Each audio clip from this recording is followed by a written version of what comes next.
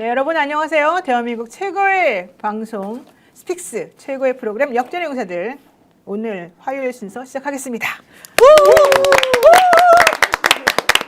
제가 보니까 제 이름을 잘 안 말하더라고요. 네, 저는 노영희 변호사입니다. 네, 진행을 맡고 있고요. 자, 오늘 최고의 패널들 한번 소개하겠습니다. 김성원 시사평론가님 어서 오십시오. 네, 안녕하세요. 네, 그리고 또 그 옆에 이경 기자님, 스픽스 정치 에디터님 어서 오십시오. 네, 안녕하세요. 여러분들 좋아요 꾹 눌러주세요. 네, 그리고요 또 요즘 제일 핫하고 바쁘신 분입니다. 신용환 대통령 직속 지방시대위원회 부위원장님 어서 오십시오. 네, 신기환입니다. 바쁜 건 맞는데 핫한지는 잘 모르겠네요. 네. 아니, 입이 터지셨어요. 입이 터지셨어요. 세상에 웬일이에요. 자, 우리 강지혁 기자도 저렇게 되길 원하죠? 네. 더 열심히 해야 되겠어요. 네, 맞습니다. 네. 안녕하세요. 네, 강제 이분뉴스 기자는 윤석열 재판 참석 아주 그냥 프로 참석러인데요. 이분에게 또 오늘 핫한 여러 가지 소식 한번 알아보도록 하죠. 자, 첫 번째 주제 보겠습니다. 오늘 KBS에서 용산 텅 빈 용산에 사우나실이 집무실이 있더라. 이제 요거 실물 모습을 공개했다가 이제 지금은 그 기사가 삭제된 것으로 지금 보이는데요. 어쨌든 윤석열 사우나가 진짜 있더라. 저 지금 화면에 보이는 거거든요. 사실 이제 동영상이 돌아다니고는 있습니다만 또 이제 스픽스는 이렇게 정통 그런 정보가 아니면 그런 영상이 아니면 안 쓰나요? 어쨌든 안타깝습니다만.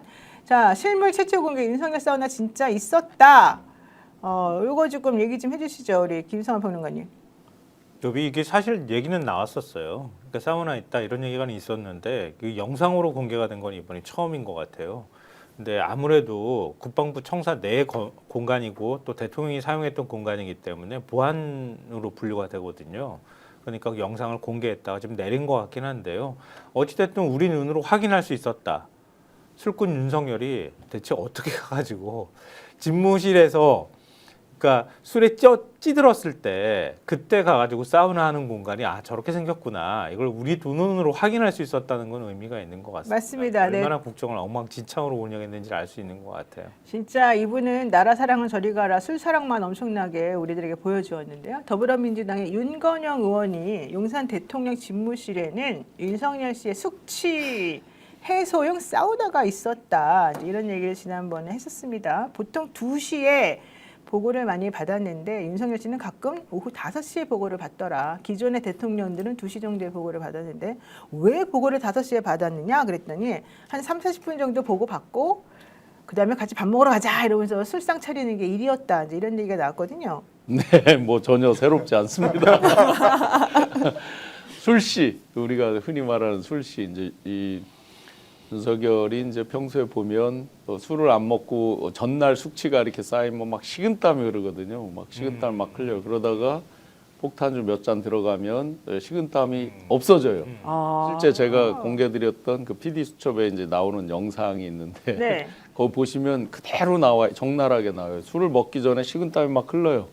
그러다가 윤석열 씨가? 네, 실제로 다 이제 유튜버들이 촬영하고 한 거죠. 그렇죠. 막 식은땀이 흘러요. 그러다가 폭탄주를 보통 이제 이런 스타일로 먹는단 말이죠. 이렇게 네. 받는 사람은 한 잔이지만 본인은 여러 잔을 하는 거죠. 그러니까 저희가 농담을 하죠. 우리 잔은 300cc, 유는 2000cc 뭐 이런 식으로 이제 농담을 할 정도로 이제 이게 양이 크죠. 그러니까 전날 덜 깨니까 이제 막 식은땀이 나다가 몇 잔 먹으면 다시 이제 평상시 컨디션으로 가는 듯한. 그러다 보니 오전에 보통 약속을 아주 일반적인 경우에는 10시 정도나 11시 정도가 첫 일정이 되는 거죠. 황당하죠. 대선 때도 그럴 정도였으니까 당선되고 나서는 사실은 누가 말릴 사람이 없을 거 아니에요. 그러니까 뻥카가 이제 출퇴근도 하고 이런 현상이 나타난 거죠. 그래서 사우나를 두고 하는 게 뭐 전혀 새롭지 않을 정도로 참 황당한 꼴을 많이 봤죠. 그러니까 집권 2년 차쯤에 보수 인사를 만났을 때 비슷한 얘기를 저한테 해줬었어요. 그러니까 검사 시절의 습관을 못 버린다 이런 얘기를 했어요. 검사들이 특수부 검사들이 그러잖아요. 밤 늦게까지 뭐 있다가 점심 때 술 나가서 또 마시기도 하고 저녁 때 가가지고 또 술 마시고 가가지고 수사관이 어떻게 수사하는지 가서 들여다보고 이게 일하고 휴식이라는 게 구분이 안 되는 생활에서 그걸 그냥 다 뒤섞으면서 생활한단 말이에요. 그러니까 그게 아예 몸에 습관이 돼가지고 거의 알코올 중독 상태였던 거죠. 그러니까 이런 일이 벌어진다는 거예요. 술을 저렇게 막 완전히 맛이 가도록 먹는단 말이에요. 먹고 난 다음에 집무실로 또 나가. 아, 집무실로 나가니까 경호처 직원들이 막 비상이 걸려. 경호처장을 또 찾아. 그러니까 경호처장은 어떻게 해야 되겠어요? 집을 못 가. 집을 못 가니까 야전 침대에서 생활했다는 거예요. 생활하다 너무 힘드니까 김용현이라는 사람이 야, 나 도저히 이제 못하겠다. 그래서 선택한 방법이 윤석열 대통령 관저 바로 앞이 해병대 사령관 관저였단 말이에요. 해병대 사령관 너 나가. 그래가지고 거기로 들어갔어. 그래가지고 그냥 대통령하고 늘 항시적으로 붙어있는 공간으로 자기가 가버릴 정도로. 그러니까 술버릇도 나빠. 술 습관도 나빠. 그러니까 그거를 어떻게 할 방법이 없고 아침에 술은 못 깨. 뻥카는 보내.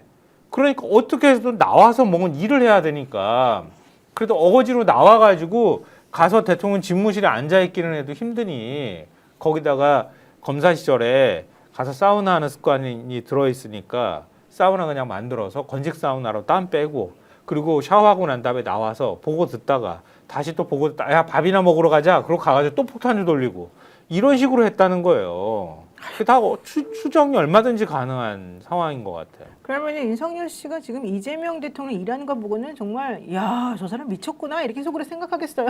아, 윤석열은 그랬잖아요. 그 이재명 대통령은 이제 그 비행기 안에서도 진짜 업무 보고를 보고 네. 다 보는 윤석열 빈 봉지 빈 그 종이 페이퍼 들고, 빈 네. 종이 들고 있었잖아요. 그러니까 그걸 전체 이제 이해하지 못할 것 같은데 근데 윤석열 대통령 제가 솔직히 80년생으로서 어렸을 때부터 정치를 쭉 봤을 때 그러니까 노무현 전 대통령 뭐 존경하면서 그 전에 이제 그 전 정부 때부터 쭉 보면은 이렇게 국가의 리더가 수준이 이렇게 하락한 정권이 있었나, 정부가 있었나라는 생각이 들어요.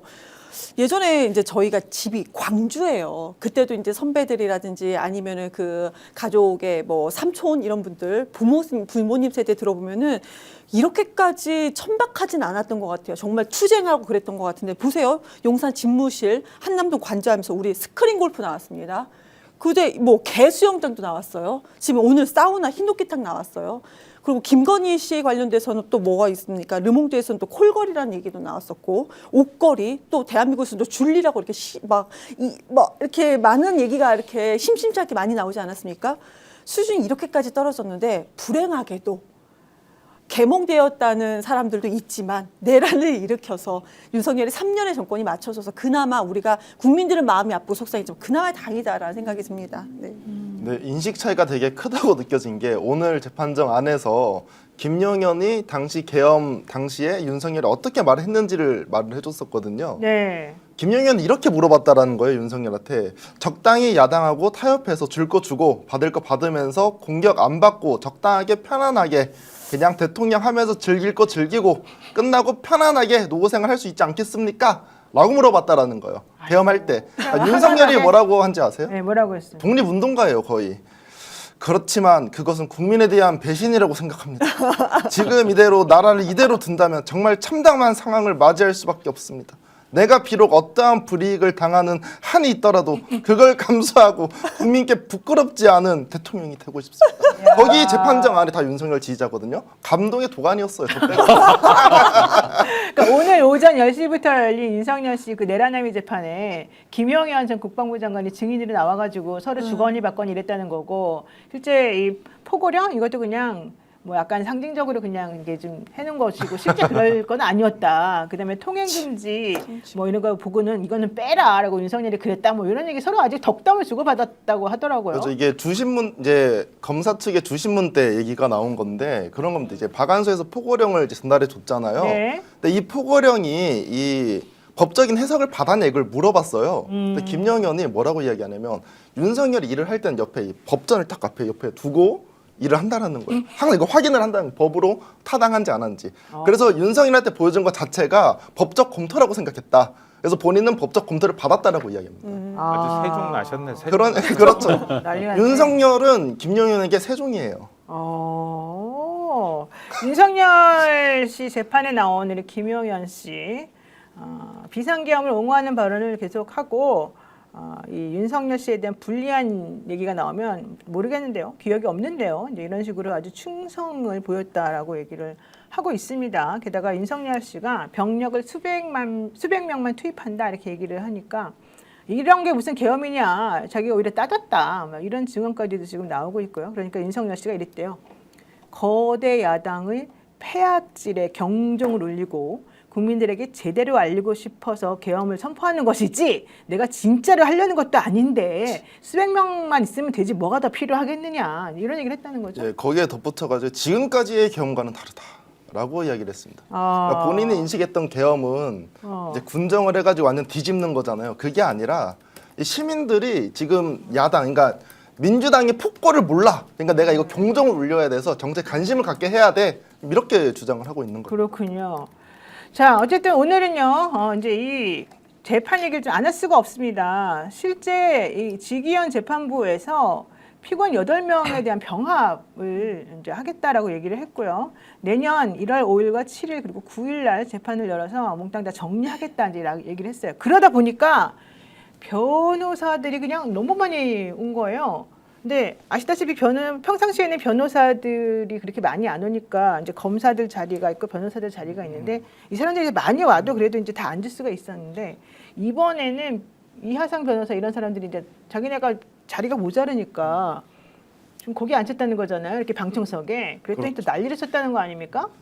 이게 일반 법정도 아니고 대법정입니다. 네. 가장 큰 법정이에요. 근데 피고인이 8명이고 변호인 또 얼마나 많겠습니까? 네. 윤석열에 붙어있는 변호인이 한두 명이 아니라 엄청나게 많아요. 그렇죠. 그러니까 자리가 없다 보니까 방청석에 이제 변호인들이 앉게 됐는데 이하상 변호사가 이거 무기 대등의 원칙에 문제가 있다라고 얘기를 하면서 고노현 변호사는 우리 자료가 많은데 노트북 사용해야 된다. 근데 이 책상이 없어서 노트북 사용을 못 한다. 이거 문제가 있다라고 하면서 이 책상을 마련해 줄 때까지 재판을 못 받겠다 이런 뉘앙스로 이야기를 합니다. 게다가 특검은 저렇게 자리가 이렇게 모았는데 우리는 왜 이렇게 하느냐 뭐 그런 얘기도 했고요. 그러니까 지기현 부장님이 그 대법원 홈페이지에 올라가서 좀 써주세요. 반영될 수 있게끔 내가 원하는 게 아닙니다. 조절 한번 해보겠지만 거기다 좀 써주세요 이랬다는 건데 그 얘기 한번 들어보도록 하죠. 진짜. 재판장님, 예, 지금 이게 자리 배치가 예, 좀 잘못되어 있는데요. 예, 지금 저희들은 다 앉지도 못하고 방청석에 변호인들이 앉아 있습니다. 예. 그래서 이걸 좀 개선을 해주셔야 공판이 정상적으로 진행될 것 같고요. 검사들은 저렇게 넓은 자리에 비워놓고 앉아 있는데 저희들은 방청석에 앉았다는 게 말이 안 되지 않습니까? 그러네요, 진짜 예, 이거 이건 약간 좀 그거를 좀 대법원 홈페이지 같은 데다가 아, 저 조금 이렇게 지금 올려주세요. 근데 저건 사실 이제 변호사들 입장에서는 좀 불편하기도 하고 저런 얘기를 뭐 할 수 있겠습니다만은 어쩌겠습니까? 지금 피고인이 많고 변호사들이 너무 많으니까 사실 그런 경우 많거든요. 근데 이제 그걸 가지고서 저렇게 얘기한다는 것은 억지로 자꾸 이제 좀 상황을 조금 무마시키려고 하는 것에 불과한 것인데요. 자, 이하상 씨는 오늘 또 난리를 쳤다면서요? 이 또 오늘은 사실은 왜 더 억지였냐면 김용현이 증인이었기 때문에 이 사람들이 변호인으로서 앉아있던 게 아니라 신뢰관계 동석으로 앉아있던 겁니다. 네. 그래서 변호인석에 안 앉고 사실은 방청객석에 앉아도 돼요. 그래가지고 지기현이 내가 너네 신뢰관계 동석이긴 해주겠지만 이 피고인에 대해 증인에 대해 가지고 뭐 변론이 이런 거 하면 안 됩니다라고 얘기를 했는데 그래도 중간에 끼어들면서 얘기를 합니다. 근데 그게 무슨 말인지 제가 듣지는 못했어요. 사람이 많아가지고. 근데 이제 갈무리를 하면서 바로 끝마치고 바로 재판이 진행이 되었습니다. 네, 그리고 특검이 윤석열 뭐 이런 사람 이름을 부르고 얘기를 했더니 또 막 항의도 했다던데요. 그렇죠. 이제 이거는 누구냐? 배희철 변호사, 이제 윤석열 변호인이거든요. 뭐라고 가지가지 얘기하냐면 합니다, 진짜. 수신문을 유병국 검사가 있어요. 아니 검사가 반복적으로 피고인 윤석열이 이렇게 말을 하고 있다. 지금 중계재판 아니냐. 온 국민이 다 보고 있다. 전직 대통령인데 정직 대통령이면서 유병국 검사 너 선배다. 예우 부탁한다. 라고 이야기를 해요. 무슨 말도 안 되는 소리를 합니까? 피고인에 대해서 누가 그러면 거기다가 무슨 예우를 어떻게 하라는 거야? 윤석열이라고 한 게 아니라 피고인 윤석열이라고 그랬잖아요. 그렇죠. 좀 전에 그 최고의 예우를 다 했네. 법적 지위를 정확히 불러줬네. 그렇죠. 네, 자 한번 그 영상도 보겠습니다. 그리고 윤석열, 김용현이 방첩 사령과 특검보님, 김용현이 특검보님 네. 친구입니까? 윤석열이 김용현이가 뭡니까 지금? 그 이하상 변호사 피고인, 말이 피고인, 예. 지금 빨리 피고인, 얘기하잖아요. 지금 그렇게 말하면 안 되죠. 알겠습니다. 피고인, 네, 피고인을 붙이겠습니다. 아니, 피고인 윤석열, 김용현이 뭡니까? 피고인 윤석열, 피고인 사과하세요.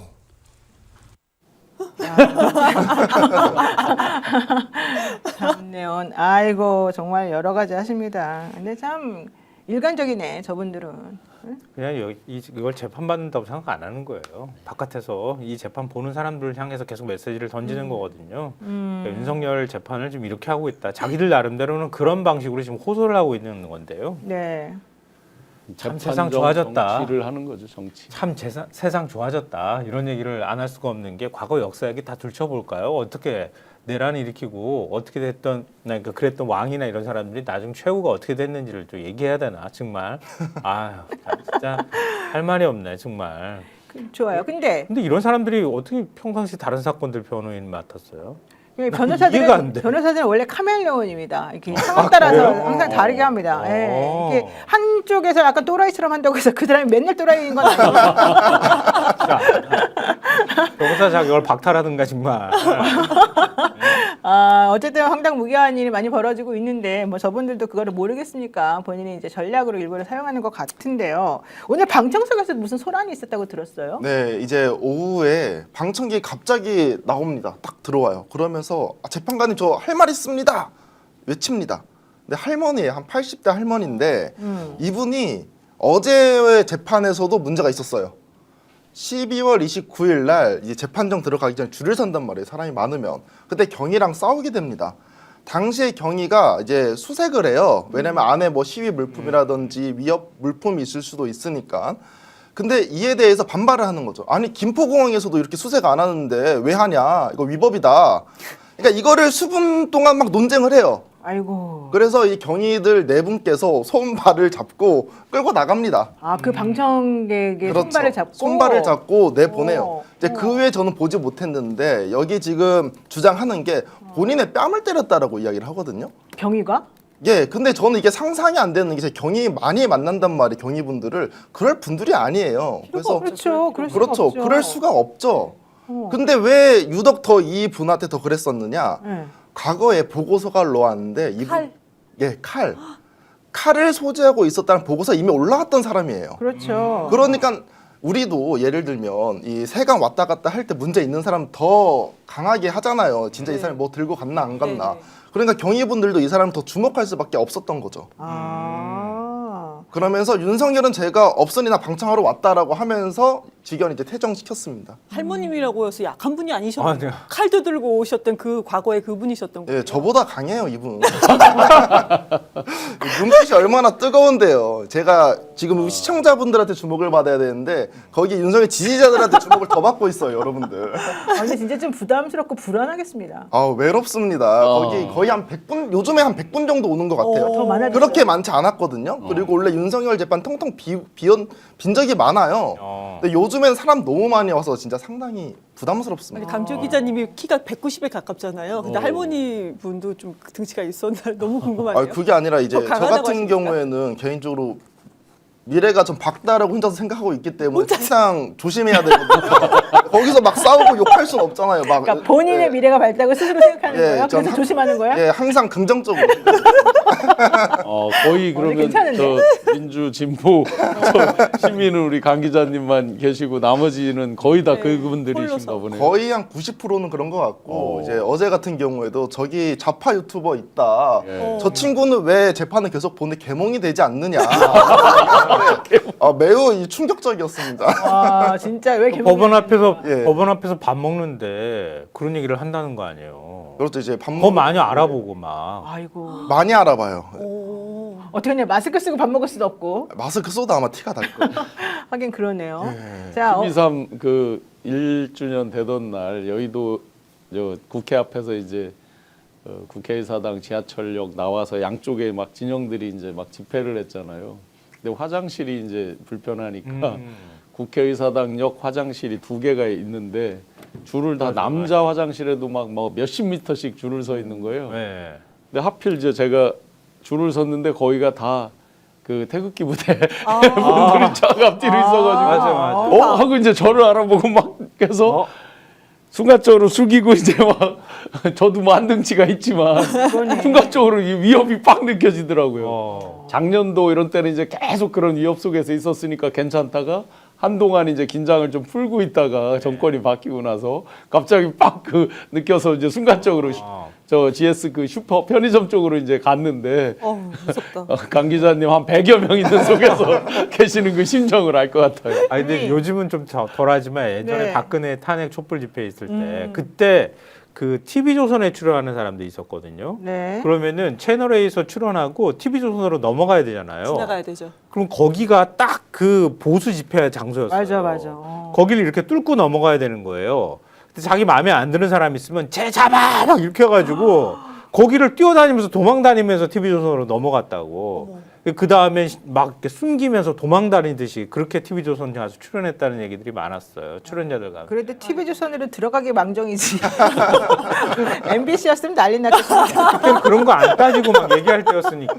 네, 자 어저께 윤석열 전 대통령 내란 우두머리 혐의 재판 직위원 부장 재판이 이제 열렸는데 윤석열 씨가 이제 입장을 하니까 방청객 일부가 자리에서 일어났습니다. 그러니까 직위원 부장이 예전에 사고가 있었습니다. 옆에 어떤 사람이 앉아 있는지 서로 알 수가 없기 때문에 위험합니다. 여러분 지금 비행기에 있다고 생각하십시오. 예, 사고가 나면 국가가 책임져야 되니까 좀 정신 차리세요.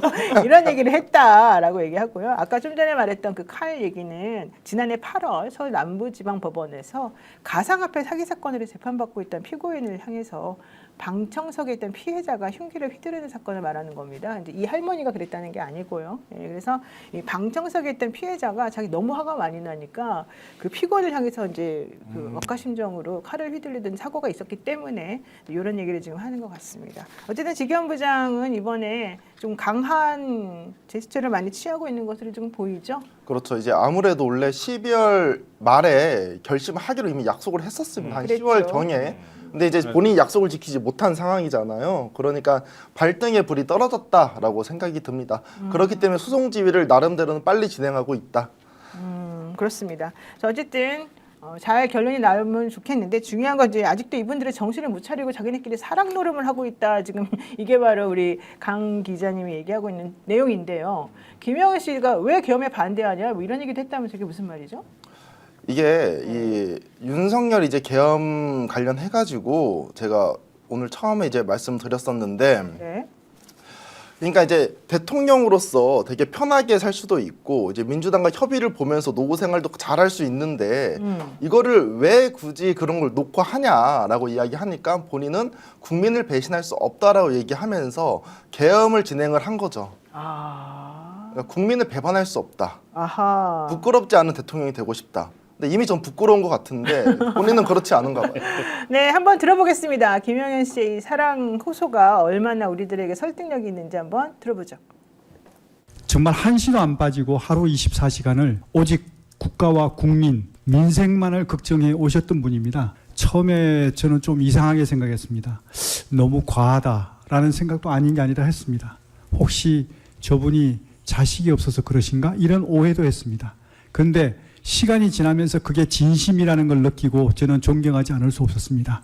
대통령님께서 하시고자 하시는 그 일은 우리 대한민국의 자유민주주의를 지키기 위해서 하시는 그런 어떤 고뇌에 찬 결단이고 헌법상에 보장된 그리고 대통령님의 고유 권한인 비상계엄을 하시는 데 있어서 제가 그걸 왜 반대합니까? 네. 정말 한시도 안 빠지고 하루 24시간을 오직 국가만을 생각하면서 민생만을 생각하면서 걱정해온 대통령이다. 처음에 나는 오히려 이상하다고 생각했다. 윤석열이가 과하다고 생각을 했는데 우리 대통령은 그렇게 훌륭하신 분이다. 이게 요지였던 것 같아요. 이게 어떠한 맥락에서 나왔냐면 네. 이제 24년 3월에서 4월경에 삼청도 안가에서 모임을 가집니다. 이때 윤석열, 김용현, 신원식, 조태영, 여인영 이렇게 만나게 되는데요. 당시에 이제 신원식 증언에 따르면 이제 비상조치라는 단어가 기억이 나고 대통령이 군의 적극적인 역할을 해야 되지 않냐라고 진술을 합니다. 근데 김용현은 이거에 대해서 기억이 안 난다라는 거예요. 그러면서 이러한 답변을 한 겁니다. 오직 국가만 민생만 네. 생각한다 윤석열이. 야. 거의 사랑 고백이죠. 아니 게다가 딴 처음에는 소리라고 그래. 자식이 없어서 그런가 오해를 했대요 자기가 이 윤석열 씨에 대해서 왜 저렇게까지 국가를 사랑- 왜 저렇게까지 오직 국가만 사랑하니까. 국가만 사랑하는지 이해가 안 가서 엘리자베스. 근데 알고 봤더니 나는 시간이 지나면서 그게 정말 진심이라는 걸 느껴서 존경하지 않을 수가 없었다. 우리 신영한 부위원장님 존경하지 않을 수 없던 분인가요, 그분이? 그 민생만 생각 우리가 이런 농담하잖아요. 술은 건강에 안 좋은 거야. 그러니까 빨리 마셔서 없애버려야 돼. 이렇게 농담하잖아요. 국민들이 먹으면 안 좋은 거야. 그러니까 내가 빨리 먹어서 민생을 도와야 돼. 뭐 이런 건가요? 아니 진짜 이 사람은 뭐 이 말도 너무 멋있는 게 진짜 멋있네요. 진짜 들어보니까 보세요. 제가 시간이 지나면서 윤석열 대통령이 정말 진심이라는 걸 느끼고 존경하지 않을 수가 없었습니다. 대통령님께서 하시고자 하시는 그 일은 우리 대한민국의 자유민주주의를 지키기 위해서 하시는 그런 어떤 고난에 처한 결단이고 헌법상 보장된 그리고 대통령님의 고유 권한인 비상계엄을 하시는 건데 제가 왜 반대를 하겠습니까? 저 같은 사람이 왜 반대를 합니까? 그 큰 뜻을 이루시고자 하는 것에 이렇게 지금 얘기를 하는 거예요.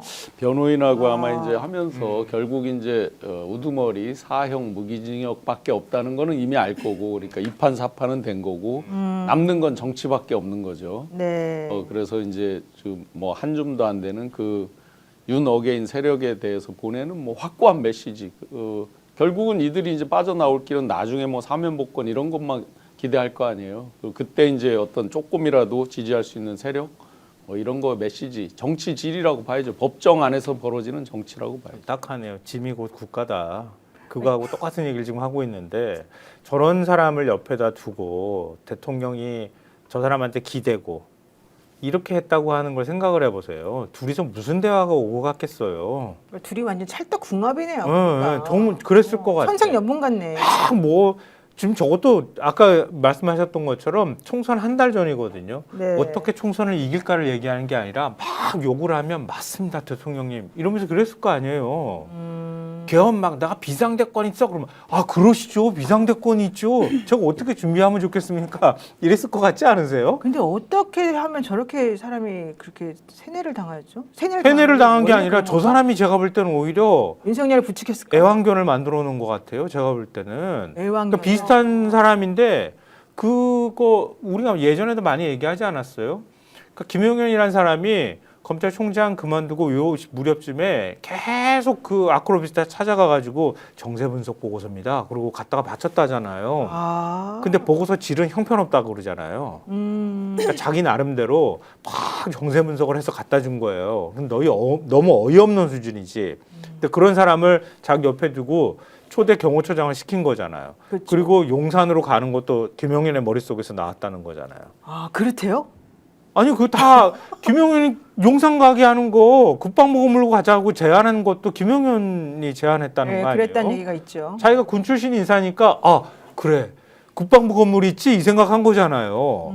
너무 단순하잖아 생각 자체가 아주 해맑잖아요. 어떻게 그런 사람이 그러니까 대통령이 막 맞네 그 공간이 있었네 나 청와대 한 발도 안 들여놓을 거야 이러면서 그러고 그쪽으로 갔다는 거 아니에요?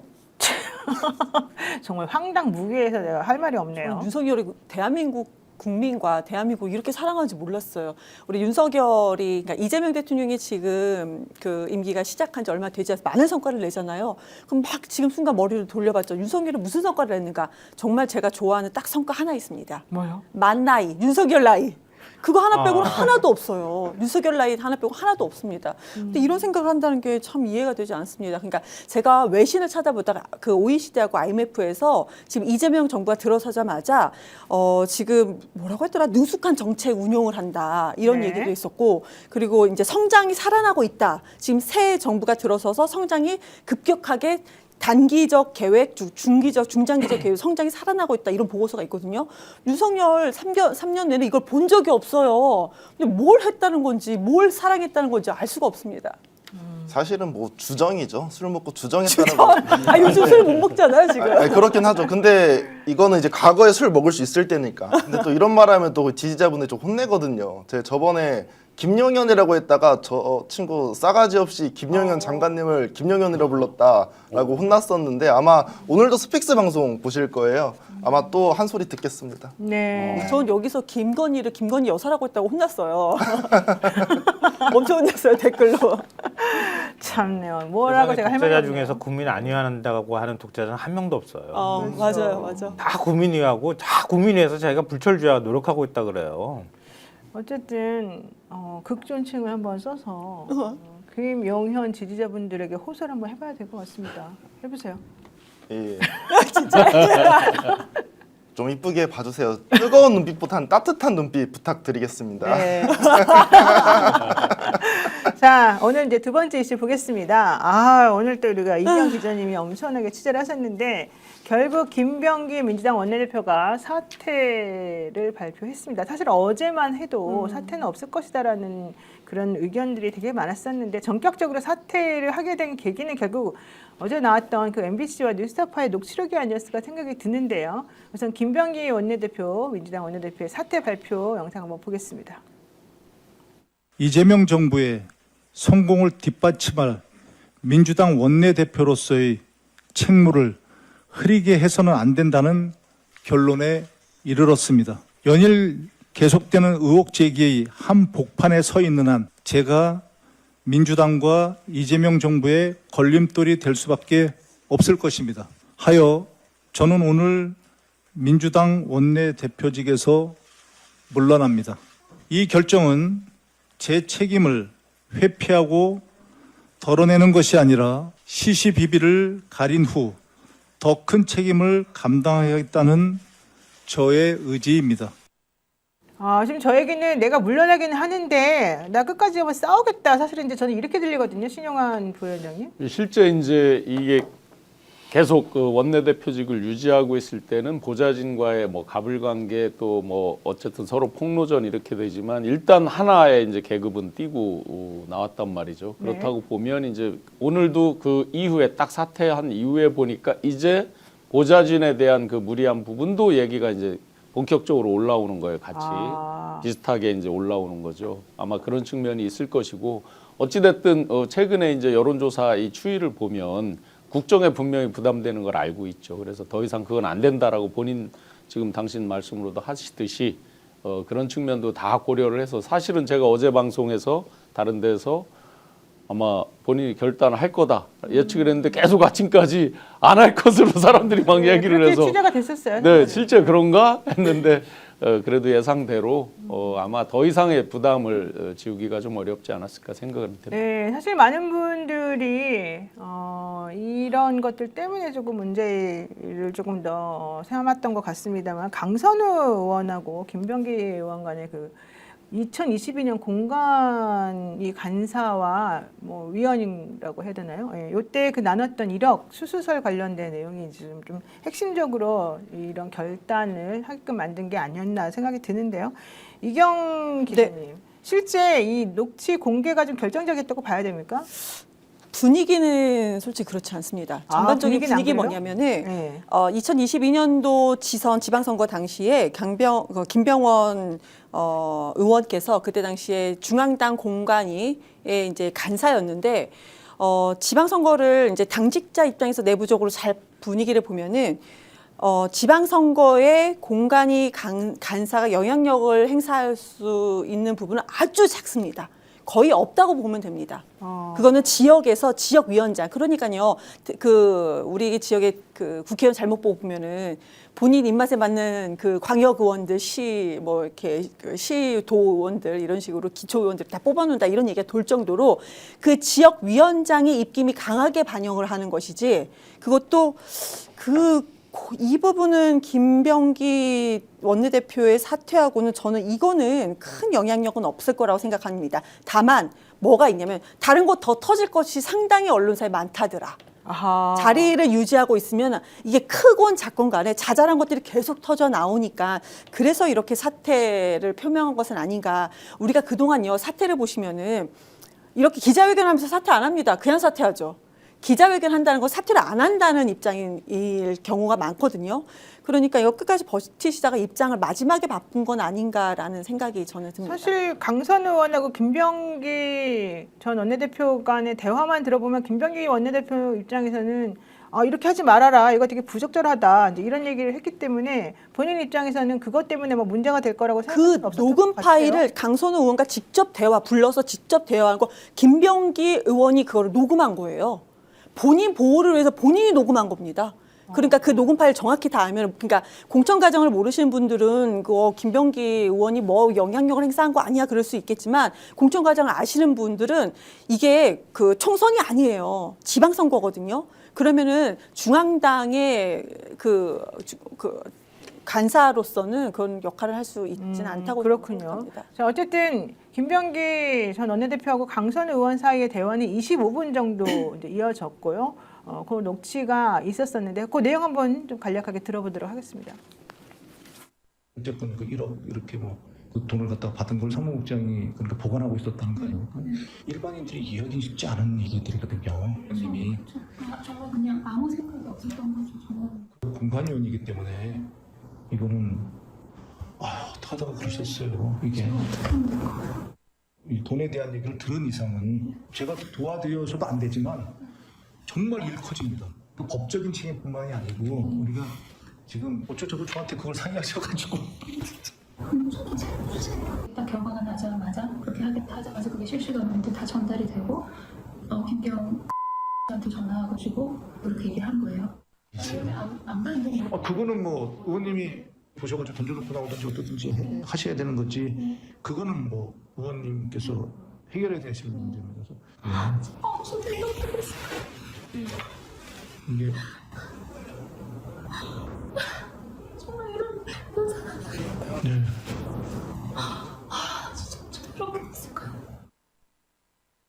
아니 근데 솔직히 이제 저 대화를 보게 되면은 김병기 원내대표가 저거 부적절하다. 그리고 일단 김병기라는 사람이 돈 준 거는 내가 이제 확인했다. 뭐 들었다. 어쨌든 당신 말에 따르면 그런 얘기면 이거 사실은 문제가 있는 거 뻔하지 않습니까? 뭐 그 사람이 자질이 있건 없건 떠나가지고 그 자리를 위해서 돈을 주었다라고 하는 것 자체가 이제 문제니까 원래는 공천을 주면 안 될 것 같은데 저런 말이 있고 그 다음날 바로 단수 공천을 줬단 말이에요. 그것 때문에 사실은 사람들이 좀 이상하다라고 생각하는 거거든요. 강선우 의원님 그 페이북에 쓴 글을 보면 좀 이상한 대목이 하나 나오대요. 그 다음날 모두 단수 공천을 받았다 이렇게 돼 있더라고요. 그 모두라는 게 그러면 그날 그 심사 대상자가 다 그렇겠다는 건지 그거는 이제 팩트를 좀 봐야 될 것 같고요. 어쨌든 그 부분 때문에 지금 표면상으로는 의혹이 되어 있는데 뭐 다른 기자님들이나 이렇게 이야기하듯이 이거에 이어서 다른 이제 녹음 파일이 있다. 이 부분이 이제 뭐 실체는 모르죠. 일단 그렇게 이제 얘기들이 흘러나오니까 방송에서도 그렇게 얘기를 하고 그 부분이 좀 부담이 됐다 그러면 될 수 있습니다. 강선 의원 페이스북에는 그렇게 썼죠. 나는 입을 뭐 열 수 있는 상황이 아니었는데 어쨌든 의사결정에 내가 관여할 수 있는 상황이 아니었다. 근데 어쨌든 단수 공천이 다 됐다. 이렇게 이제 사실은 썼더라고요. 그러니까 공천심사에서 자기 지역 공천 관련해서는 공관이었다 위원이었다 하더라도 거기선 빠진다. 그러니까 자기는 사실 이 결정과 무관하다. 이제 이런 얘기를 하려고 했던 거 아니겠습니까? 결정과 무관한데 왜 찾아갔어요? 왜 울고불고해요? 아니, 근데 결정과 무관한데 왜 뭐하러 공관이 간사한테 찾아가가지고 저렇게 혼나고 난 다음에 이제 자기가 입틀막을 당했던 말이 안 되는 거예요. 거 아니에요? 제가 볼 땐 말이 안 돼요. 그러니까 이거는 저는 김병기 의원한테 상당히 심각한 문제가 있다고 보는데요. 네. 이런 내용을 전혀 몰랐다 그러면은 녹음을 저렇게 했을 리가 없어요. 상식적으로 그렇잖아요. 네. 그러니까 강선우 의원이 그 전에도 뭔가 얘기했을 가능성이 굉장히 높다고 저는 생각하고요. 그래서 강선우 의원이 찾아올 때 어떤 얘기를 할 거라는 걸 대충 알았기 때문에 그걸 사전에 녹음해야 되겠다고 생각을 해서 휴대폰으로 녹음하고 있었고, 그래서 자기가 녹음할 때 어떻게 말해야 된다는 것도 김병기 의원은 대충 가지고 있었던 거예요. 그러니까 로펌에 의뢰를 해라. 이거 참 심각한 문제다. 빨리 해결해라. 이런 식으로 얘기하는 것도 어찌 보면 준비된 얘기를 했었을 가능성이 저는 있다고 봐요. 그럼 강선우 의원 같은 경우에는 뭔가 굉장히 다급한 상황이라는 걸 우리가 짐작해 볼 수 있잖아요. 네. 그러니까 돈을 받았다는 거, 돈 받는 자리에 자기가 있었든 없었든 간에 지역 보좌관, 지역 사무국장이 돈을 받았다고 하는 걸 인정을 했다는 거고, 받고 난 다음에 굉장히 곤란한 상황이 벌어졌다고 우리가 짐작할 수 있잖아요. 그럼 돈 준 사람 입장에서 보면 내가 1억 원이나 줬는데 내가 좀 나를 지금 공천 컷오프를 하려고 해? 이거를 아마 미리 얘기를 들었겠죠. 그 당에서 컷오프 할 거라는 게 어느 정도 알려졌었다고 우리가 추정해 볼 수 있는데, 그러니까 내가 공천 대가든 아니든 간에 내가 돈까지 이렇게 갖다 줬는데 나를 좀 컷오프 하는 게 말이 되냐라고 김경이라는 사람이 항의를 하거나 이의 제기를 했을 가능성이 있다. 그러니까 강선우 의원이 너무 다급한 상황이니 공간이 간사한테 와가지고 읍소를 하는 과정이었던 거예요. 근데 저는 좀 이상한 게요. 두 가지가 있는데요. 좀 전에 말한 것처럼 단수 공천을 그 다음에 준 것도 좀 이상하지만, 제가 이상한 건 어쨌든 강선우 의원실에서 돈을 받은 거잖아요. 강선우 의원 보좌관이 받았든 자기가 받았든 어쨌든 받고 며칠 지난 다음에 사실 온 거잖아요. 오늘 받자마자 그렇죠. 온 건 그건 아니잖아요. 아니잖아요. 자, 그러면 저런 식으로 부적절한 돈을 의원실에서 받았어. 의원실이 이제 중요한 게 아니라 공천권을 가지고 있는 그 지역위원장이 받은 거잖아요. 그러면 그 사실을 알면 민주당에서 그 의원, 강선우 의원에게 뭔가 조치를 취해야 되는 거 아닙니까? 그렇죠. 그러니까 왜 그런 걸 안 했을까요? 그것 그때? 때문에 그러는 거예요. 지금 돈을 받았다가 돌려줬다고 해도 법적으로 문제가 될 그렇죠. 상황이면 네. 그러면은 깔끔하게 정리하는 방법은 있는 거예요. 김병기 당시 그 공간이 간사는 돈 돌려줬느냐 확인하고 돌려주고 난 다음에 고발해라 그냥. 그리고 공천 잘라버릴게. 안 줘. 이렇게 정리를 했어야 맞는 아니, 거지. 그것도 그렇지만 강선우 의원도 부적절했으니까 강선우 의원과 그 보좌관에 대해서도 뭔가 조치를 취했어야 되는 거 아니냐는 거죠, 제 말. 그러니까 강선우 의원도 네. 자기가 모르는 상황에서 그 지역 보좌관이 돈을 받았었다고 말하고 있잖아요. 그러면 내가 몰랐다는 걸 입증을 해야 되잖아요, 자기가. 그러면 돈 받은 사실을 알았다 그러면은 바로 돌려주라고 지시하고, 아니 돌려주도록 하고, 그리고 난 다음에 그 지역 보좌관이 받았기 때문에 국회의원도 면책되기가 어려워요. 그럼 바로 고발 조치하거나 했었어야지. 그리고 이 사람 공간이 지금 올라온 거 간사한테 이 사람 컷오프 하라고 얘기를 했어야지. 그렇죠. 그럼 녹음을 할 것 같으면 그걸 녹음을 해놨어야지. 울고 찌고 짜고 읍소하고 그걸 그러시군요. 돈 다 부적절한데 이거 어떻게 하면 좋을까요?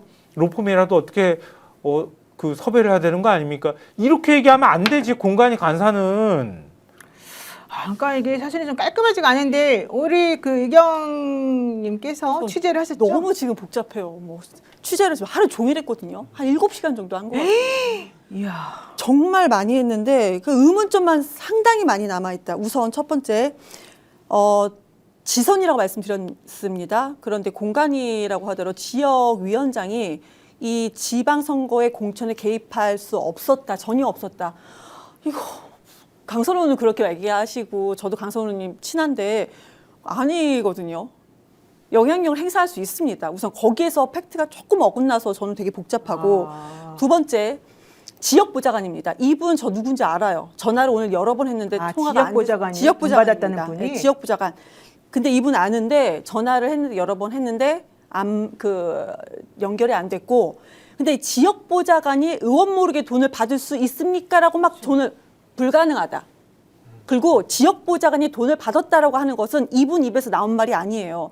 강선우 의원 입에서만 나온 거예요, 유일하게. 이분은 MBC하고 유일하게 연결이 되는데 저는 모르는 일입니다라는 것이 이분이 발언한 팩트입니다. 그 지역 보좌관이 돈 받았다고 지명된 그 지역 보좌관이 저는 모르는 일입니다라고 저는 했다고요? 모르는 일입니다까지 나온 것이 팩트. 저는 오늘 여러 번 시도를 했으나 연결이 안 됐다라는 거고요. 근데 지금 애매한 게 있어요. 봐보세요. 그 아까 강선우 의원님 그 페이스북 말씀을 주셨잖아요. 네. 뭐라고 했냐면 저는 공천을 약속하고 돈을 받은 사실이 전혀 없다는 점을 분명히 밝힙니다라고 했어요. 근데 김경 시의원은 입장이 뭐라고 네, 했냐면 준 적이 없어요. 저는 공천을 대가로 그 누구에게도 금품을 제공한 사실이 없습니다. 공천을 대가로 금품을 제공한 게 없다. 이건 공천이라는 걸 꼭 연결하네. 그렇죠. 이중적인 해석이 가능해요. 돈은 줬으나 그럼 공천이 대가가 아니까 왜 그러냐 여기에 의문점을 가지고 제가 하루 종일 취재한 이유가 뭐냐면 1억이 지금 어디 갔지? 그러면 지역 보좌관한테 1억을 돌려주라고 지시를 했다까지예요. 그럼 지역 보좌관은 뭐가 이렇게 전화 통화 못 받을 게 뭐 있습니까? 지시 받았고 나 돌려줬어. 그럼 돌려줬다는 건 확인이 이러면 된 되는 거예요? 거잖아. 근데요, 여기서 팩트. 돌려줬다는 게 확인이 아무 데서도 안 됩니다. 현재까지는 안 됩니다. 돌려준 사실이 지금 현재까지는 없다. 자, 보세요. 1억이라고 하는 돈을 입금했을 리는 없잖아요, 계좌로? 저런 식의 돈이라면? 현금입니다. 그렇죠. 현금이겠죠? 자, 현금 이제 5만 원짜리가 이렇게 왔겠죠. 이걸 들고 있어. 부들부들 떨려 지금 내가. 1억을 들고 있어봐야 얼마나 불안하겠어요. 불안하죠. 지역보좌관이. 예. 근데 그걸 이제 어쨌든 며칠을 들고 있었어. 근데 의원님이 돌려주라 그래. 그러면 자기는 받았다는 내용이 막 여기저기 지금 녹음까지 돼 있는 상황이고 김경이라는 사람이 또 뭔가 얘기를 좀 하는 상황이기 때문에 저렇게 살려달라는 말까지 나온 상황이라면 돌려줬다는 건 입증하기 위해서라도 나중에 면책을 위해서라도 그렇죠. 돌려줬다라고 하는 거에 대한 증거를 확인이 사실은 남겨야지. 증거가 남아야지 정상적인 거 아니겠습니까? 그렇죠. 그래야지 문제가 생기더라도 난 결백하다 돌려줬다 이 얘기 나오지. 근데 이런 식으로 너 왜 돈 안 돌려줘? 이렇게 나중에 문제 생길 수도 있는 거잖아요. 근데 지금 그런 거에 대한 확인 하나도 없고 증빙도 안 됐다는 거죠. 실은 제가 이거는 맨 마지막에 그러니까 우리 이제 스픽스가 강선우 의원님하고 되게 좀 불편할 필요는 없잖아요. 그리고 제가 그냥 밖 외부 프리랜서 기자가 아니기 때문에 전화를 할까 말까 고민하다가 6시 다 돼서 좀 늦게 전화를 드려서 근데 제가 스픽스 에디터인 걸 모르고 전화를 받으셨던 거예요. 편하게 얘기를 하다가 딱 그 하나만 여쭤볼게요. 지시하셨잖아요. 돈 돌려주라고 지시하셨잖아요. 그러면은 그거를 확인하셨습니까? 강선우 의원님 입장에서 그걸 확인을 분명히 해야 됩니다. 저도 이제 국회에 출마하려고 했던 사람인데 그런 일 있으면요. 전 제 앞에서 확인시킬 거예요. 그리고 영상 찍으라고 하고 막 이거 막 남겨놓을 겁니다. 근데 대답을 안 하셨어요. 대답을 안 하셨다고요? 네. 몸이 오늘 아프셨어요. 많이. 하루 종일 몸이 아프셨어요. 제가 몸이 아프다고 그러셔가지고 대답을 제가 2번 질문을 했는데 대답을 못 받아서 다른 무언가가 있는 건가라는 그러니까 강선우 의원님을 제가 의심하는 거 아닙니다. 그냥 그대로 지금 현 상황만 봤을 때는 그리고 김경 이제 서울시의원 이분은 지금 이제 민주당 의원이 아니세요. 탈당했죠. 네, 탈당해서 아닌데 그분한테도 여러 번 전화 시도를 했으나 연결이 안 됐다. 너무 귀찮게 하면 또 스픽스 이미지가 있기 때문에 너무 귀찮게는 못하고 그냥 문자 정도만 남겨놨는데 전 답변을 하나도 받지 못했고요. 다만 이분이 돈이 많아요. 그냥 그 70억 원 정도가 현찰 다 빼고 뭐 채권 다 빼고 그냥 70억 원 그냥 집만 이 정도 있다고 그래요. 네. 근데 이분이요 비례였다가 영등포 구청장에 출마하려고 했다가 시도를 했다가 안 돼갖고 이상하게 강서구 그것도 강서갑입니다. 그리고 광역의원 시의원 출마하다 보니까 이제 제1선거구로 여기를 도전을 하게 돼서 여기 됩니다. 근데 이게 애매한 게 또 뭐냐면 누군가는 지역에서 그래요. 지역보좌관 중간에 낄 필요 없다. 강선우 의원과 김경 의원이 둘이서도 충분하다라고 얘기하는 사람들도 있고 근데 저는 그때 그냥 팩트만 당시에 전달해드립니다. 강선 의원 초선 아니었어요? 그러니까요. 그렇다라고 그 두 분이서 친했다는 거. 근데 두 분 다 얼마나 또 외향적으로 친한 모습을 잘 보이는 분이십니까? 두 분 다. 그 모습만 보고 평가하는 사람들도 있고 여기서 또 다른 얘기가 나와요. 지역 보좌관은 거기 완전 토박이다. 강선우도 여기가 초선이고 지역을 몰라요. 강선우도 거기가 본인이 준비했던 지역이 아니에요. 그렇죠. 갑자기 들어간 김경시 의원도 영등포에 있다가 갑자기 이쪽으로 갑자기 여기 강석으로 온 거예요. 둘 다 지역에서 열심히 그동안 계속 준비했던 사람이 아니니까 분명히 그 사이에는 지역 보좌관이 꼈을 것이다. 이렇게 이중적인 해석이 지금 나오는 상황이고. 지역 토착 세력이 있다는 얘기예요? 모르겠어요. 지역 보좌관 거기서 좀 오래 계셨던 분이다. 그러니까 연결고리 역할은 분명히 했을 것이다라는 것이 이제 오늘 제가 취재한 것만 객관적으로만 전달해 드립니다. 저는 평가를 지금은 못 하겠습니다. 더 취재를 해봐야 되겠죠. 그래서 지금 그러면 강선우 의원의 그때 당시 있었던 보좌진들한테 전화 또 싹 돌렸죠. 근데 저는 보좌진들이 이렇게 입을 함구하는 경우를 처음 봤어요. 그래요? 그래서 보좌진의 친한 당직자를 통해서 미리 좀 물어봐 달라고 해서 우회에서도 취재를 해봤는데 방송에서는 말을 못할 말입니다. 아무튼 보좌진들이 절대 말을 못한다. 그렇다고 해서 강선우 의원이 뭐 돈을 받았다 안 받았다 이런 건 아닙니다. 그렇지만 아무 얘기도 본인들은 진짜 모르기도 하고 한마디도 언급하지 않겠다. 그냥 이 정도만 말씀드리겠습니다. 뭐 그때 그 당시 있었던 보좌관이 남아 있을까요 지금? 아니 아마 지금 상황을 모를 것 그 같아요. 당시에 있었던 보좌관들 다른 의원실 간 보좌관, 일을 그만둔 보좌관, 전부 다 제가 전화 통화를 물론 다는 아닌데 그래도 복수의 보좌관들한테 전화 통화를 한번 돌려봤어요. 굳이 이 일에 얽히고 싶지 않았겠죠. 그리고 또 돈 문제이기 때문에 이거는 뭐 대놓고 보좌관들 다 보라고 얘기하거나 다 있는 자리에서 얘기할 수 있는 성격도 아니었을 거예요. 만약에 그리고 받았다 그때 당시 하더라도. 이제 지역 보좌관도 현재는 지금 지역 보좌관이 아닙니다.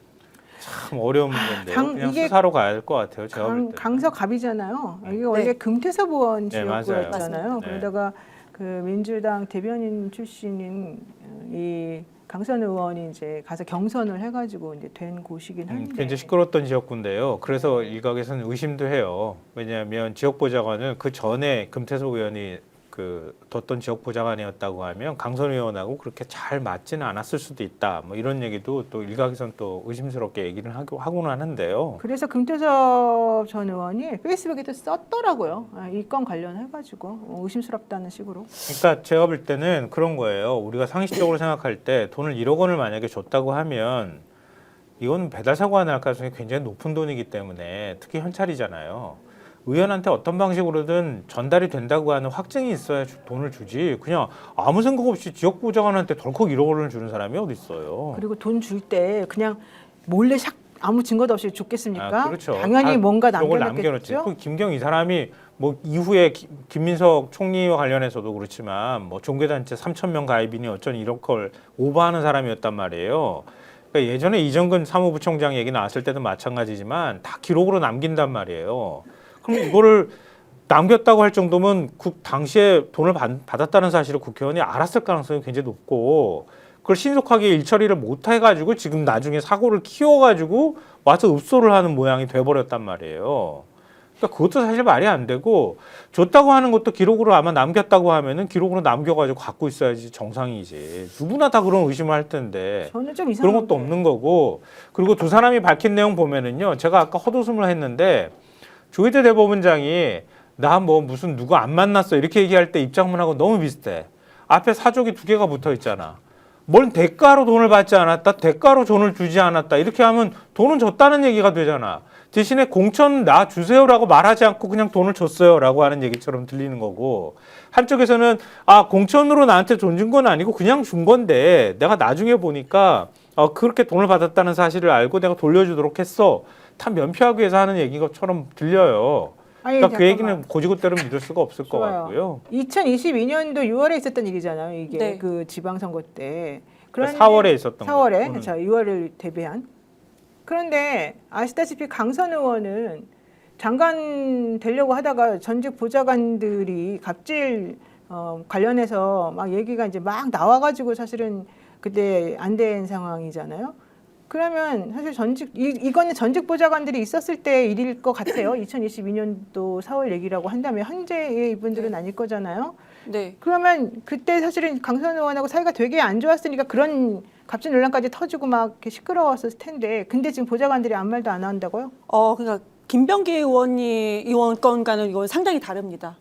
오히려 전직 보좌관들이 아무 말을 못 한다. 그러니까 왜? 아무 말 못한다는 게 무슨 말이에요? 하지 않겠다. 하지 않겠다? 말을 네, 안 하겠다? 나는 말을 하지 않겠다. 여기에 대해서는 나는 아무 말도 하지 않겠다. 그래서 그 보좌관과 친한 전직 보좌관과 친한 이제 당직자들이 있을 거 아닙니까? 그걸 또 찾아가지고 그 당직자 저한테 이제 선배니까 당에서 이제 당직자였으니까요. 부탁을 해서 한번 물어봐 달라. 그래서 조금 더 자세한 얘기는 듣긴 했으나 그건 이제 방송에서 하는 거 적절치 않은데 돈 얘기는 아닙니다. 그런데 그분들도 나는 얘기하지 않겠다. 저는 할 말이 없다. 얘기하지 않겠다. 라는 겁니다.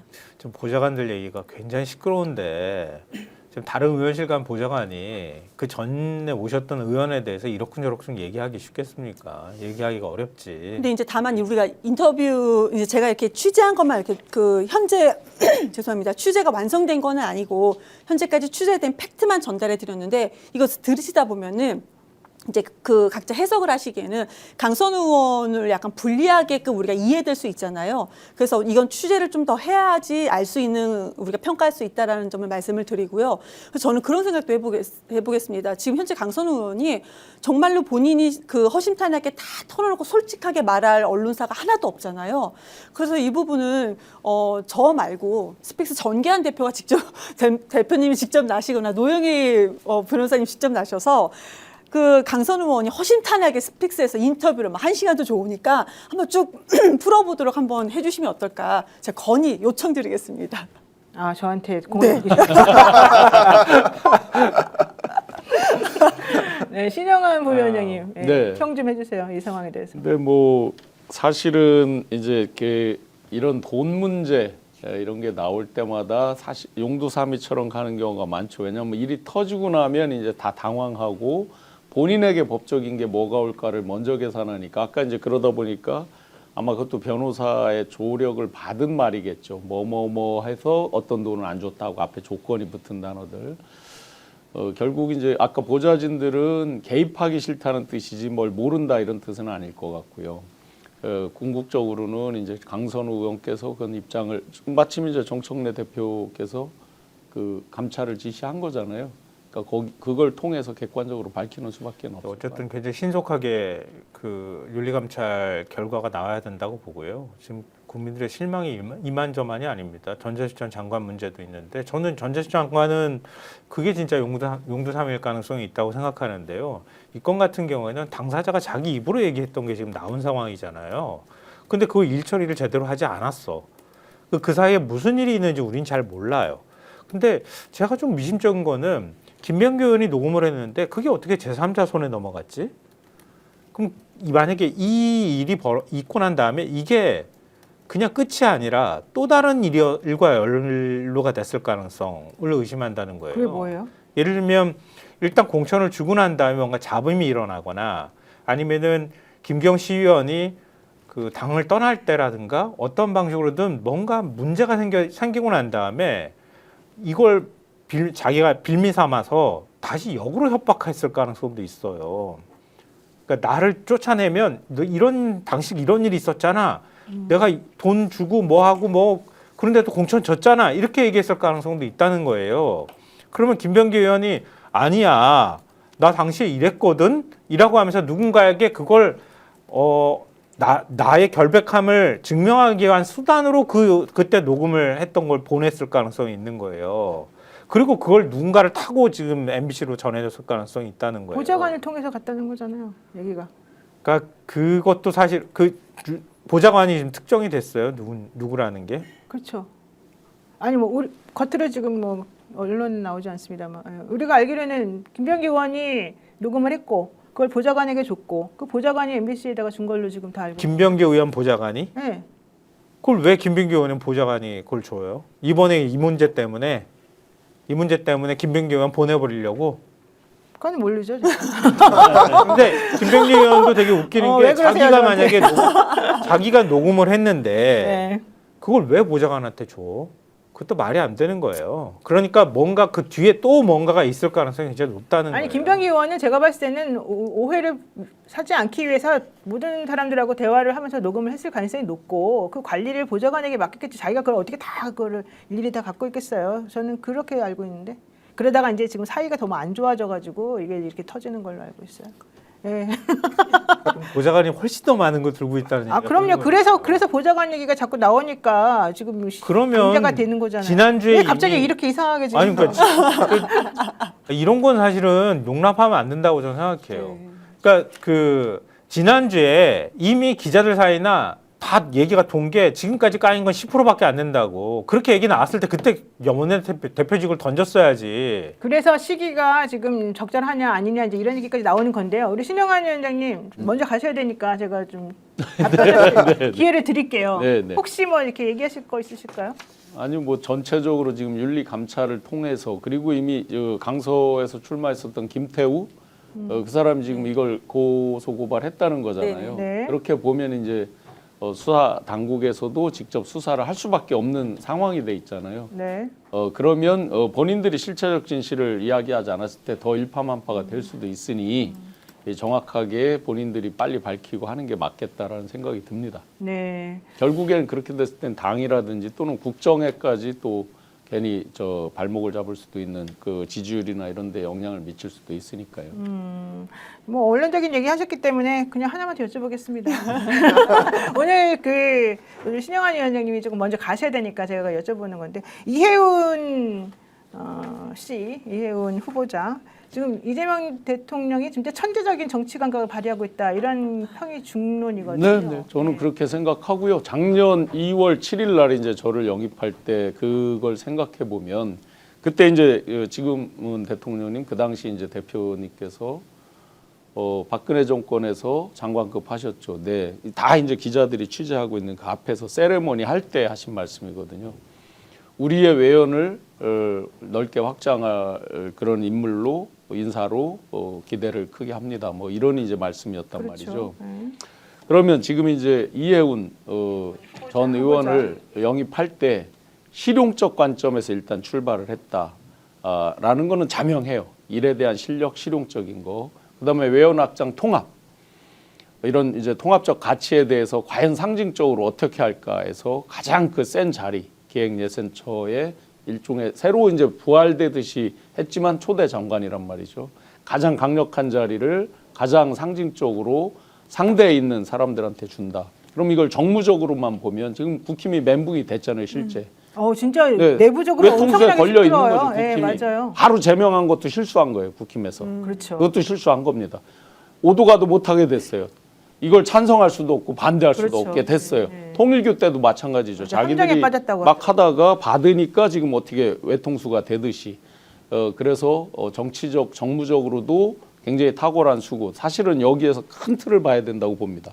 뭐냐면 청와대 발 정계 개편이라는 단어들이 나오죠, 언론의 제목에. 네. 기존의 스펙트럼을 진보, 보수, 뭐 극우, 국좌 이런 식으로 이렇게 평면적으로 봤죠. 이념, 갈등 이런 것들을 놓고 봤죠.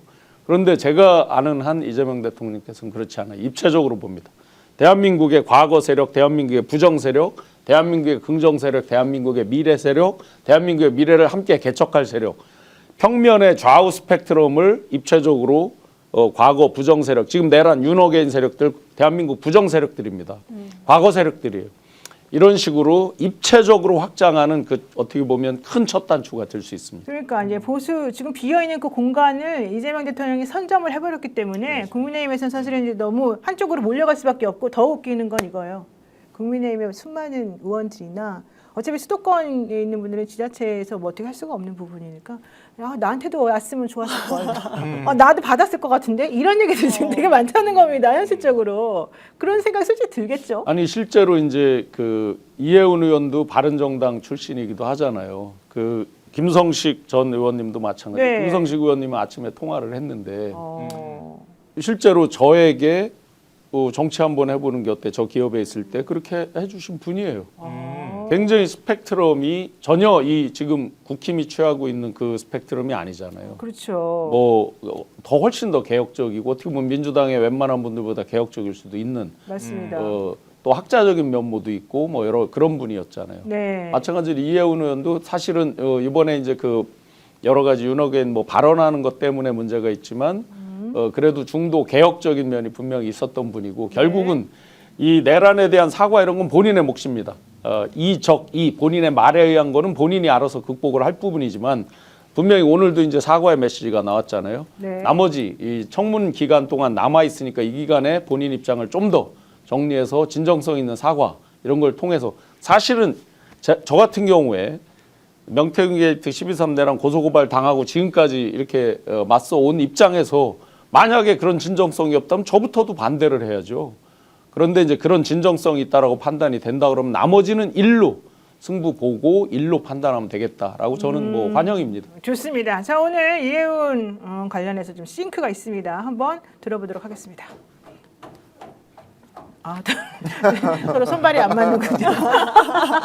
네, 어쨌든 우리 1년 전 엄동설안의 내란 극복을 위해 애쓰신 모든 분들께 머리 숙여 사과드리기 위해서 오늘 이 자리에 섰습니다. 내란은 헌정사에 있어서는 안 될 분명히 잘못된 일입니다. 내란은 민주주의를 파괴하는 불법적 행위입니다. 그러나 당신은 제가 실체를 제대로 파악하지 못했습니다. 당파성에 매몰되어 사안의 본질과 국가 공동체가 처한 위기의 실체를 놓쳤음을 솔직하게 고백합니다. 헌법과 민주주의 앞에서 용기 있게 행동하지 못한 책임은 오롯이 저에게 있습니다. 계엄으로 촉발된 우리 사회의 갈등과 분열을 청산하고 잘못된 과거와 단절하고 새로운 통합의 시대로 나아가는데 혼신의 힘을 다하겠습니다. 민주주의 회복을 위해 온몸으로 헌신하신 민주수빈 여러분께 머리 숙여 사과드립니다. 네, 머리 숙여 사과하셨는데 사실 뭐 진정성이 저는 별로 느껴지지가 않아서 김성환 평론가님 좀 칼같이 한번 좀 해주세요. 이걸 어떻게 칼같이 할까요? 아니 저런 건 솔직히 자리에 가고 싶어서 그냥 앞에서 그러는 거 아닙니까? 저분이 진정성 있게 이 정부의 정책을 내가 받아들였다 이런 느낌은 저는 안 들거든요. 네, 지금은 뭐 믿기 어려운 상황일 거예요. 앞으로 인사청문 과정을 통해서도 그렇고 어디까지 이재명 대통령하고 접점을 찾을 수 있을지 그걸 좀 자기가 스스로 증명해야 할 것 같고요. 내란 옹호 행위에 대해서도 다시 또 국민들한테 설명을 해줘야 한다. 최소한 그 정도는 국민들한테 공감을 불러일으켜야 그래야 이번 인사가 아무리 좋은 뜻이라 할지라도 수긍이 된다 이렇게 생각하는데요. 다만 저는 이재명 대통령 응원하고 싶어요. 저는 굉장히 파격적인 실험이거든요. 그러니까 이런 실험들이 만약에 성공한다고 하면 우리가 지금 얘기 뭐 보는 것처럼 그러니까 송미령 장관 처음으로 전임 정부 장관을 그대로 위임해가지고 인정했을 때 뭐 양국법 문제나 이런 것들 제대로 처리하겠어? 굉장히 큰 비난이 있었단 말이에요. 근데 무난히 잘 넘어와. 오히려 다른 실력이 있다고 보여주죠. 네, 다른 부처 장관한테 밀리질 않아요. 네. 그거 얘기 나올 때 보수 쪽에서 그랬어요.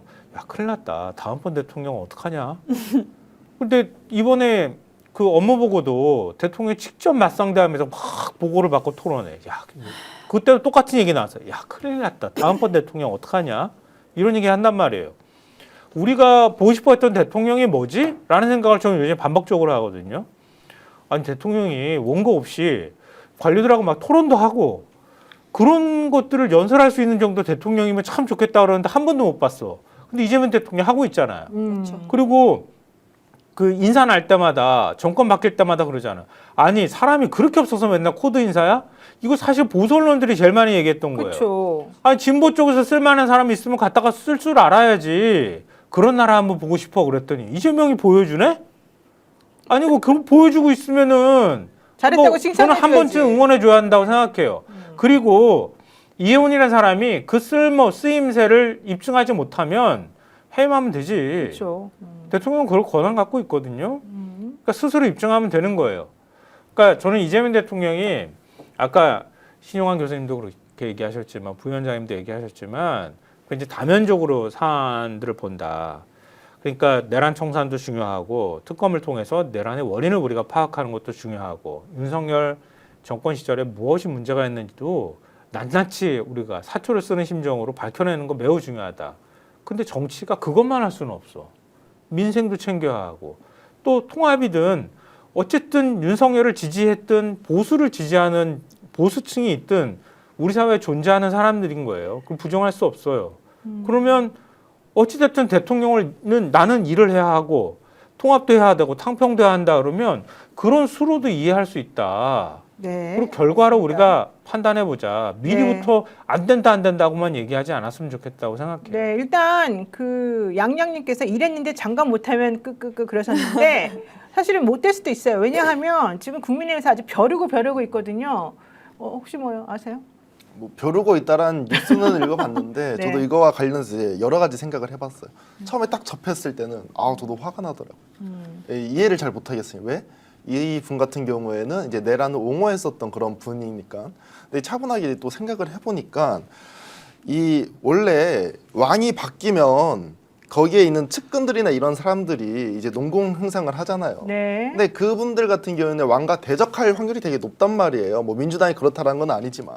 하지만 이제 탕평책을 해가지고 나와 반대됐던 사람을 채용하게 되면 이 사람 같은 경우에는 못하면 죽음이거든요. 그렇죠. 바로 잘려 나가죠. 그래서 저 같은 경우에 그런 것들을 고려했을 때 이혜원 장관 같은 경우에도 만약에 여기서 후보자 같은 경우에도 만약에 여기서 못한다고 하면 정치적 생명이 좀 끝날 것 같거든요.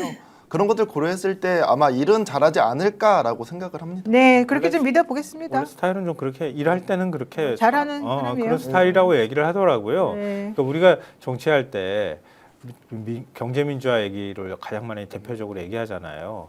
국민의힘 당색이 왜 빨간색이 됐어요? 상대방의 가치를 빼앗아 온다 그러잖아요. 네. 상대방을 흔드는 거거든요. 지금 부산의 해수부 장관 후보자 부산 쪽에서 뽑아 올린다 그러니까 조경태 의원이 막 유탄 맞아서 난리가 났잖아요. 유탄이 아니라 저는 되게 좋아하는 걸로 알고 있는데. 엄청 좋아하시는 것 같은데. 나들 안 가겠다고 난리 말은 나죠. 했지만 부산 지역 정가가 술렁거리잖아요. 네. 그런 것처럼 상대방의 가치를 끌고 와가지고 내 것으로 만들고 그게 성공만 할 수 있다고 하면 네. 그것만큼 좋은 게 없다. 맞습니다. 자, 이재명 대통령이 이혜훈 후보자 지명과 관련해서 파란 색깔의 대통령이 됐다고 해서 파란 사람들만 쓸 수는 없는 거다. 아주 정확한 말씀이고 온 국민의 대통령이기 때문에 저같이 빨강과 파랑 다 섞여가지고 다 같이 우리나라 국민으로서 정말 잘 살아나가게 해주시면 좋을 것 같다 이런 생각이 들고요. 요거 분명히 좀 짚고 넘어가야 될 것 같습니다. 이경 에디터님. 네. 오늘 한동훈 국민의힘 전 대표 당계 논란 관련해서 그 계정이 한동훈 대표 가족들이 쓰는 계정이라는 이제 발표까지 쫙 나오고 나니까 한동훈 전 대표가 내가 나중에 알았어요. 나 몰랐었어요. 이렇게 변명을 좀 했거든요. 조금 코미디 아닙니까? 솔직히 이거 그동안에 그렇게까지 막 자신 있게 얘기하더니만 왜 웃으세요? 한동훈 코미디는 한동훈 라방 안 보셨어요? 새우깡 주워 저는 안 봐요, 그런 먹고 거. 새우깡 예. 주워 먹고 기타도 없는데 기타 치고 막 이때가 이미 코미디였어요. 한동훈이 몰랐겠습니까? 이미 다 알죠. 본인들 그 가족들이 그렇게 그 당원 게시판에 글 올리는 거 본인 몰랐겠습니까? 다 알죠. 그러니까 그 전에도 해명하는 게 되게 궁색했단 말이죠. 근데 그러니까 지금도 해명하는 게 궁색합니다. 한동훈은 솔직히 한동훈은 우리가 왜 이렇게까지 분석하고 방송에서 얘기를 해야 되지? 저는요 한동훈이 라방하고 새우깡 먹고 그런 것보다 그 본인이 당 대표직에 있을 때 선거에 진두지휘해야 되는 그런 사람이 키높이 신고 가슴하고 어깨에다 이렇게 약간 이상한 거 가빠 같은 거 쳐놓고 그럴 때부터 이 사람은 정치 진짜 국민을 위한 정치를 할 만한 깜이 아니구나. 전 그렇게 생각했습니다. 근데 한동훈 전 대표 측에서는 매우 열받아 한답니다. 왜냐하면 이 유턴, 이해운 유턴을 내가 맞아버렸네. 사실 이것도 열받아 가지고 있었는데 장동혁 대표가 뭐 당성이 부족한 사람을 미리 쳐내지 않았고 이런 일이 벌어졌다. 근데 이해운 씨는 너무 당성이 투철한 사람이었거든요. 당연하죠. 네, 그래서 현실적으로는 도대체 그 누구를 향해서 말한 거였냐? 이 상황에서 흔들리는 내부를 결집시키고 누군가 지금 희생양을 찾아야 되는데 그게 바로 또 한동훈이었다. 원래는 좀 봐주려고 했대요. 그 1월 16일 전까지는. 그래야지 윤석열 씨에 대한 이 판결 선고 나는데 이 한동훈 논란이 더 불을 붙였다 이런 얘기를 안 들으니까. 그랬는데 갑자기 이 일이 터지면서 결국에는 내가 희생양이 됐구나 이러면서 좀 화가 많이 나 있던 것 같습니다. 제가 예전에 책을 읽었는데 이 여러 명 친구들이 집단이 있잖아요. 네. 막 5명이서 한 명은 괴롭힘을 항상 당한다는 거 놀림받고 왜 그러냐? 5명 있으면 예, 그러면 그 결속이 된다라는 거예요. 아마도 이 한동훈을 이렇게 버림으로써 국민의힘의 내부의 결속을 다지려고 하는 것이 아닌가라는 생각이 그렇죠. 듭니다. 예, 희생양이죠. 희생양. 오늘 가족이 글을 썼다고 인정하는 그 앞에서 제가 있었어요. 그래요? SBS 라디오에서 저 얘기했잖아요. 아, 네네. 예, 바로 다음 출연자가 저였어요. 네. 그래서 한동훈 전 대표랑 같이 악수도 하고 무슨 얘기예요? 그러고 왔는데요. 나눈 표정이 어떠신가요? 한동훈계에서는 사실은 지난번에 필버 하고 난 다음에 24시간 필리버스터 하고 난 다음에 한동훈 대표가 고생했다 이런 식으로 화답을 되게 해줬잖아요. 궁색해졌기 때문에. 그때까지만 해도 친한계 쪽에서는 이거 징계 국면이 갈 수도 있겠구나 이런 기대를 잠깐 했던 것 같아요. 그런데 분위기가 달라지잖아요. 그 다음에 누군가 또 물어봤대요. 왜 그 글을 그런 식으로 썼냐? 왜 화답을 해줬냐? 이렇게 얘기하니까 한동훈 전 대표가 크리스마스잖아요. 이렇게 얘기를 했다는 거예요. 그러니까 친한계 쪽에서 분위기를 잘못 읽은 거지. 장동혁 대표는 어떻게 해서든 이거 그냥 넘어가지 않겠다고 하는 생각을 가지고 있었던 것 같아요. 장동혁 대표는 자기가 너무 극우 쪽에 있으니까 사실은 중도 사람들을 조금 흡수해야 될 필요성도 좀 있어서 원칙적으로는 할까 말까 생각도 조금 했었다고 제가 알고 있는데 어차피 그렇게 가기에는 이준석 개혁신당 대표가 또 막 건드려 놓은 게 있어가지고 왜냐면 이준석 대표 입장에서는 한동훈은 라이벌이기 때문에 죽여야 되거든. 그러니까 오늘 같은 경우도 단계 나에 대해서 욕한 거 내가 다 봐줄게. 다만 황우여 등등등에서 욕한 거 너 찌질하게 써놓은 거 내가 다 올려줄 테니까 미안하다고 해라. 이러면서 또 사실 이제 약 올리고 놀렸거든요. 그러면서 삭발 얘기까지 하면서 자기네끼리 지금 난리가 났었었는데 결론적으로는 지금 한동훈계만 완전히 진짜 바보 됐다. 유탄 맞았다 이런 얘기가 있어요. 그러니까 장동혁 대표는 자기 체제로 선거를 져도 되는 거예요. 그러니까 그렇게 긴 전략을 짜고 있는 것 같아요. 제가 네. 그 보수 인사한테 어제 공교롭게 만나서 얘기를 한참 했었는데, 그러니까 이 자기의 그 당권을 강화하고 당의 중심성을 강화하는 방법은 한동훈을 넘어서지 않고는 불가능하다고 보는 것 같다는 거예요. 그러니까 당의 강성 지지층한테 확실한 소구를 하기 위해서는 징계를 안 하고 넘어가기 어렵다고 보는 것 같습니다. 맞아요. 이준석 당원 게시글 있잖아요. 그거 아무도 그 얘기를 안 하셔가지고 이상한데 당원 게시글 쓸 당시에 많은 사람들이 이준석이 그때 당 대표직에 있을 때로 생각을 하시는데 아니거든요.